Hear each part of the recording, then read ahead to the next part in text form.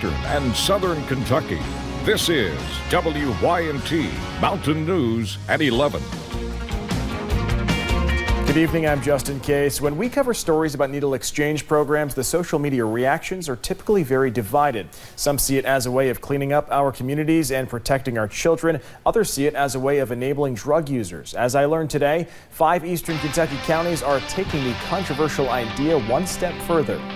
In about 2 months, eastern Kentucky will see a brand new method of fighting the opioid crisis and the spread of diseases. A state grant is funding this van, which will be used as a mobile needle exchange, but health officials say it will do so much more. HIV testing, hepatitis C testing, we will administer hepatitis A vaccines, provide resource information. We will have a peer counselor on this van that will provide resources to those participants. The van will be shared between 5 counties, Knox, Laurel, Whitley, Clay, and Jackson counties. Here in Laurel County, their needle exchange program just started a little more than 2 months ago. It's a little slower than we had anticipated at this point, but we continue to do outreach within our community to let our folks know that we have this program available.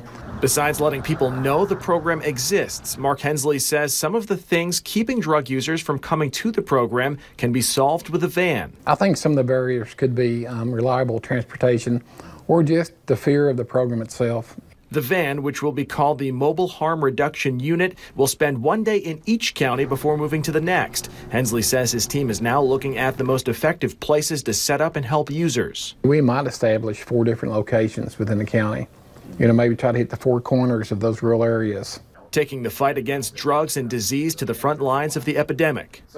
Mark Hensley says it costs tens of thousands of dollars to treat someone with hepatitis or HIV.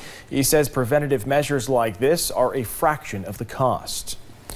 4 neurology clinics in eastern Kentucky unexpectedly closed today.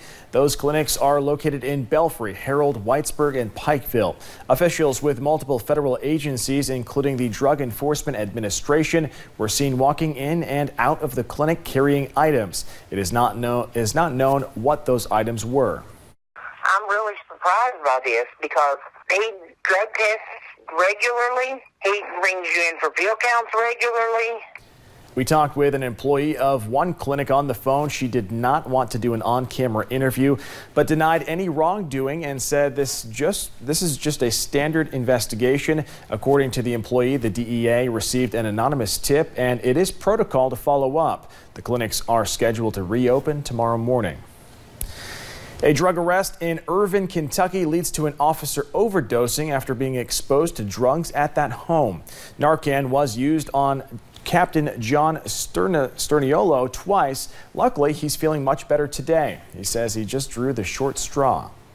He had heroin on a dinner plate. It was actually his mother and father's eating plates, and there was chunks, lines. He was packaging it up for sale. It just came over me. It was like a wave of distress, and I went out the back door, and the trooper said from there, it just went downhill. I've been pepper sprayed, I've been tased, I've been beaten, and I mean, the whole 9 yards. This doesn't come anywhere close to it. The man police say is responsible, Josh Rydell, is behind bars at Three Forks Regional Jail, facing several charges. It is not clear when he'll face a judge.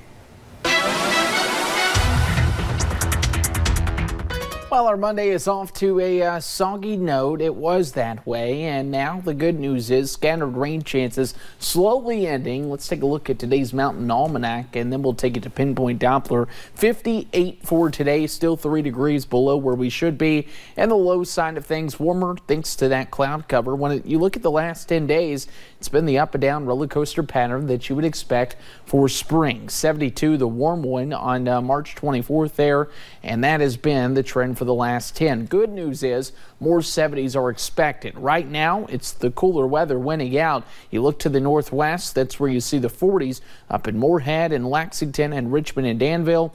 And the warmer air, well, it's slowly starting to work away. And the past 6 hours have been soggy, especially for portions of southeastern and southern Kentucky.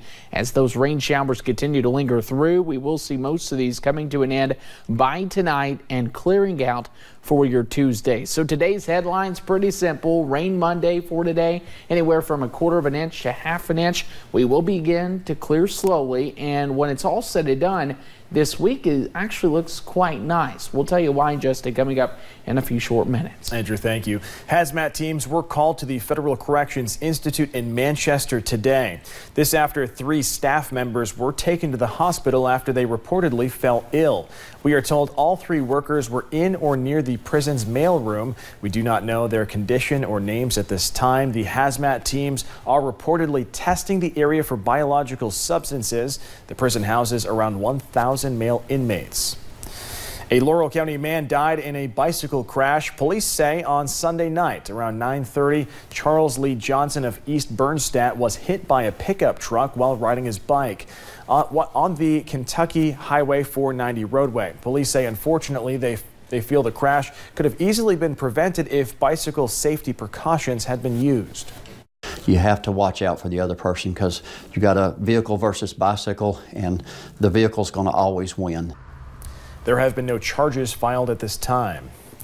Letcher County ranks last in organ donation signups across the state. Circuit Court Clerk Mike Watt says he is hoping to improve the statistics in the next several months. Currently, a little more than 12% of people in Letcher County are signed up as organ donors, but Watt says he will be out in the community the next few months promoting the Donate Life program. Letcher County ranks 120th in the state. We're last place in organ donors. We were like 12%. And Clark County is number 1. They've got like 93% of their population's organ donors. If you are not an organ donor and would like to become one, you can visit our website, WYMT.com, for more information. Coming up at 11, notorious lawyer Michael Avenatti now faces charges. We'll take a look at the alleged multi-million-dollar scam. And passengers were surprised when their plane landed at the wrong airport, how the aircraft ended up hundreds of miles off course. And the rain slowly comes to an end tonight. The details on the rest of the week are coming up in a few minutes. Enjoy the all-new RAV4. What if we take it to the mountains? Ooh, what if we check out that cave?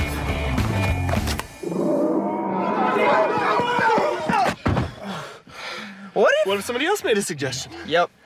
Now get $1,000 on the all-new RAV4 when you finance through TFS. Or get a low-mileage lease on a RAV4 LE for just $209 a month. Ready, set, go get your Toyota today. Toyota, let's go places. Spring brings fresh ways to save at Food City. Longer days and brighter rays bring with them incredible savings. So relish the fresh air, light breezes, and low prices at Food City. This week's save on Food City Fresh Ground Chuck, $2.99 a pound, 3 pounds or more. Seedless red, white, or black grapes, $1.69 a pound. Whole or core pineapple or avocados are buy one, get one free. And more, only at Food City. Value every day, Food City. I'm Robert Goforth. Working on my farm reminds me of my family's deep roots here in southeast Kentucky.